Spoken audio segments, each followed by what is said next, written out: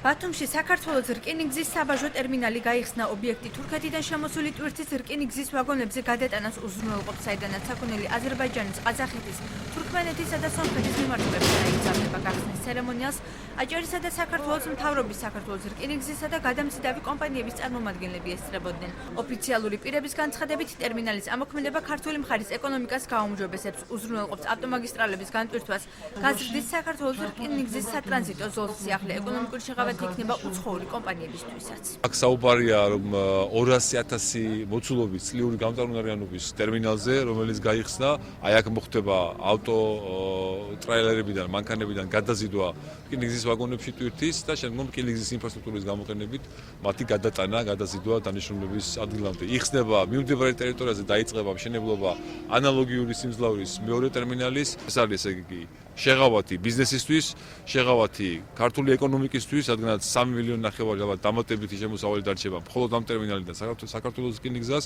ციტრუსის სეზონისთვისაც საინტერესო იქნება, იმიტომ რომ აქ მოხდება დატვირთვა, გადატანა პორტში, გადაყვანა პორტში ვაგონების და შემდეგ ბორანზე გადაყვანა. შესაძლებელი გახდება და განიტვირთება ავტობანი, ასე ვთქვათ, დიდი სატრანსპორტო საშუალებებისგან.